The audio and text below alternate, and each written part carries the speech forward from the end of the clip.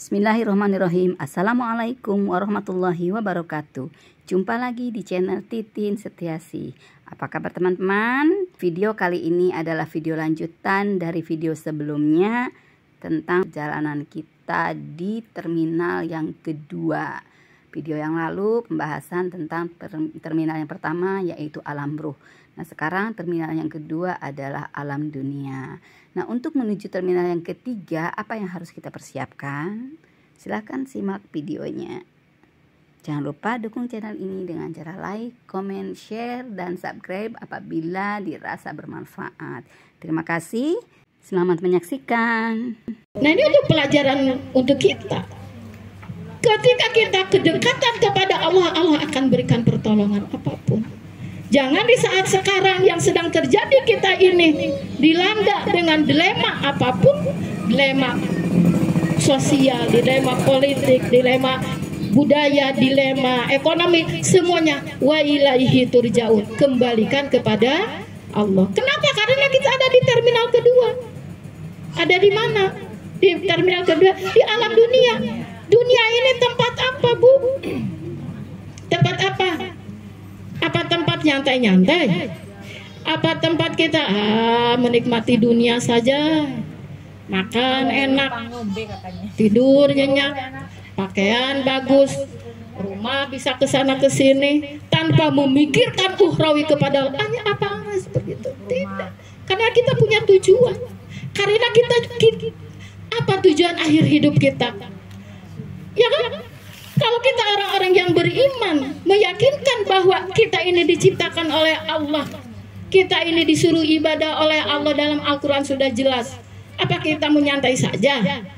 Jangan kita punya prinsip gini, gimana nanti aja. Innalillahi. Emang kita tahu innalillahi. Kan banyak yang seperti itu. Udah sholat maya. Kalau kita misalkan sempat sholat, innalillahi. Udah nggak usah ngaji lah.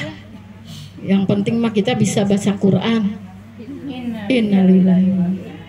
Ya kan? Sedangkan kita di rumah kita baca Quran juga jarang, gitu kan? Coba kita di apa? Diintrospeksi, di muhasabah. Berapa sehari kita dalam membaca Al-Quran? Ya kan? Berapa? Subuh berapa lembar? Duhur berapa lembar? Asar, maghrib, isya, subuh berapa lembar? Selembar nih saya satu itu. Duhur selembar, asar selembar, maghrib selembar, isya selembar, subuh 5 waktu 5 lembar. Alhamdulillah. Kalau tidak, aduh Mi gimana? Kan saya mempersiapkan untuk anak, untuk suami ini. Ya kan ada waktunya. Ketika kita ibu waktu kosong, jangan buka HP. Bukalah Al-Quran, tajaburi Al-Quran. Ya kan? Ibu, kalau ibu terus baca HP ini pusing tidak Bu ini? Pusing, panas. Mau lihat apa coba itu? Nggak ada. Iya. Tapi kalau kita baca Al-Quran, subhanallah, wasifaun wadawaun, akan menjadikan obat. Ibu misalkan begini, duhur sibuk, asar sibuk, maghrib sibuk, isya subuh sibuk. Cari ibu satu waktu saja. Kan ibu targetkan sehari 5 lembar. Satu waktu targetkan dalam sehari semalam itu 24 jam. Saya harus baca Quran 5 lembar sehari. Harus kita tanamkan di dalam jiwa. Kalau kita hutang kepada Allah, ya kan? Jangan bablas, kan gitu. Ya kan? Maka ketika kita baca Al-Quran, insya Allah anak-anak kita akan mencontoh suami-suami. Istriku ngaji di mana? Di Nurul Afifah, soleh-soleh ngaji Quran, tidak menuntut dunia, gitu. Pak, saya mah dikasih ya alhamdulillah, nggak dikasih di gimana? Nangis. Iya tuh namanya juga udah ngaji di mana, di Nurul Afifah Ya insya Allah tuh Pak, saya mah yang penting insya Allah baca Quran akan mendekatkan diri kepada Allah. Ya, hebat, alhamdulillah diberikan ujian sakit juga sabar. Udah Pak, nggak usah ke rumah sakit lah, saya mah minum air putih juga cukup. Ya kan? Insya Allah. Ini dunia ini terminal kedua itu Ibu harus banyak apa? Banyak apa Bu? Banyak menanak, banyak mengambil kebaikan. Ini untuk bekal, banyak bekal penglihatan, pendengaran, dan hati ini akan dipertanggungjawabkan. Ada satu kaum yang datang kepada Rasul, ya, datang. Dia naik ke mimbar. Mimbar itu dihiasi dengan mutiara. Mukanya bercahaya, tangannya bercahaya, sorot matanya bercahaya, pendengarannya. Ya Rasulullah, siapa kaum itu? Itu suatu kaum, berarti kaum kan bukan satu orang. Itu adalah kaum umatku akhir zaman. Ya Rasulullah, kenapa seperti itu kaum? Sambil berdiri sahabat itu dari suku Baduy berdiri. Ya Rasulullah, sampai seperti itu. Keistimewaan kaum engkau, keistimewaan kaum di akhir zaman diperlihatkan oleh Allah, yaitu tadi bercahaya seluruh tubuhnya dikarenakan ketika jauh dengan Allah, dengan Rasul, kan Nabi Allah kita sudah diwafatkan. Ketika umatku terus mentaati Allah dan Rasul, melaksanakan sunnatilah dan sunnati Rasul, itulah cahaya-cahaya Allah masuk ke dalam tubuh. Nurul alal fitrah, ya kan?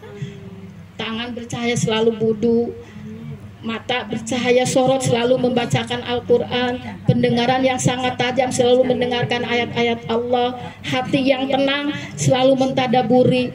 Jadi semuanya bersaksi itu suatu kaum. Ya Rasulullah, apakah kami akan seperti itu? Lah, engkau adalah sahabat yang paling terdekat. Kan subhanallah, itu sudah dijanjikan oleh Allah, oleh Rasul. Tetapi kenyataannya di alam dunia ini godaan setan itu yuwaswisudu. Iya kan, di dalam surat Al-A'raf Allah sudah menjelaskan setan-setan akan datang bergulayungan depan, belakang, samping, kanan, kiri, atas, bawah. Surat Al-A'raf ayat berapa coba Ibu?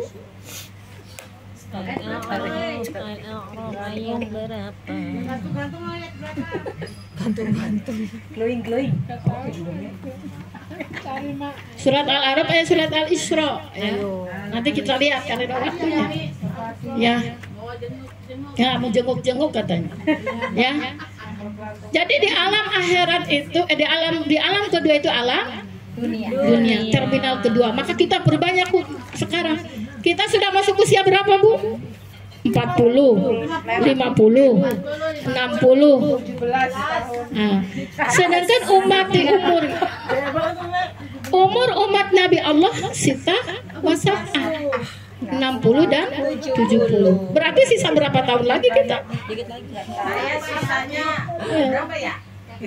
Sedangkan waktu yang walaupun kata ibu masih banyak kok, 10 tahun lagi, masih banyak kok, 20 tahun lagi. Ya Allah, dari sehari ke hari sekarang cepat tidak Bu? Dari jam ke jam, dari hari tahu-tahu udah hari. Maka kalau kita tidak dipersiapkan amanu wa taqwa, apa yang akan terjadi? Zalumat jahula, akan dijadikan dolim dan bodoh nanti di amal akhir. Kata Allah, engkau sudah diberikan waktu sekian puluh tahun, kenapa engkau tidak digunakan untuk amilus sholihah? Kenapa engkau tidak digunakan untuk watawasobil haq? Kenapa engkau tidak digunakan untuk watawasobil sob? Tidak digunakan untuk amal kebaikan dalam hidup kita, tidak digunakan untuk wasiat bertakwa, tidak digunakan untuk kesabaran dalam sebuah keluarga. Untuk menerapkan sebuah kesabaran itu kan bukan hanya di lingkungan saja, terutama di dalam kuangpusikum wa ahlikum naro, di dalam keluarga, karena Allah sudah memberikan peringatan, jagalah diri dan keluarga dari api neraka. Nah ini mah tidak, kalau di keluarga mah marah-marah, ngomel-ngomel sama suami, ketika keluar iya sabar baik sama tetangga gitu. Padahal kan harus dua-duanya. Ketika di dalam rumah kita sabar, maka ketika keluar juga kita harus sabar. Insya Allah. Iya, jangan apa, jangan lu gitu kan, jangan saling apa, saling apa, ya saling menyalahkan atau saling menggundi nasib gitu. Jadi alam kedua adalah terminal kedua adalah dunia. Kita akan masuk setelah masuk gitu kan, yang tadi kullu nafsin dha'iqatul maut. Kita akan masuk ke alam ketiga, terminal ketiga, yaitu alam kubur. Coba ayatnya alam kubur. Quran surat Al-An'am ayat 93. Al-An'am surat 6 ya.